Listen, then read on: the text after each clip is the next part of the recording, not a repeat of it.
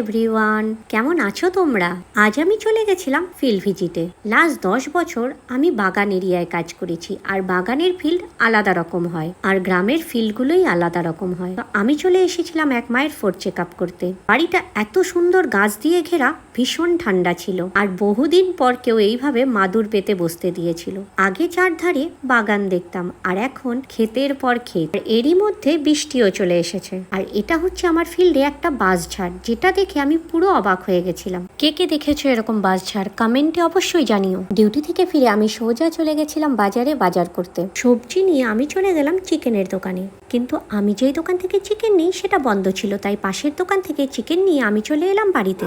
বাড়ি পৌঁছে চিকেনটা ধুয়ে নিলাম, কারণ চিকেন দিয়ে বানাবো তন্দুরি। প্রথমেই চিকেনটা ভালোভাবে ধুয়ে নিয়ে তার মধ্যে রসুন বাটা, লবণ, তন্দুরি মশলা ও লঙ্কা গুঁড়ো দিয়ে নিলাম। তারপরে আমি দিয়ে নিলাম চিলি অয়েল, এটা অপশনাল, আমার ভালো লাগে তাই দিলাম। এবার ভালো করে মেখে নিয়ে কিছুটা দই মিশিয়ে নিয়ে আরো মেখে নিলাম। আর হ্যাঁ, আমি কিন্তু ধনেপাতা থেতো করা দিয়েছি, তোমরা চাইলে অবশ্যই বাটা দিতে পারো। এবার এটাকে আধ ঘন্টার জন্য রেখে দিব। আধ ঘন্টা পর তাওয়ায় বাটার গ্রিস করে তার মধ্যে একে একে চিকেনের পিসগুলো আমি দিয়ে দিলাম।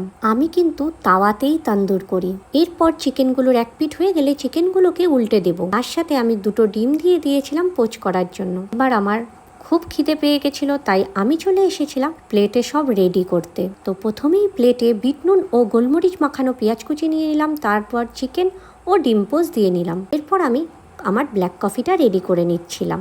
আমি কিন্তু ব্ল্যাক কফিতে সুগার বা হানি কিছুই খাই না।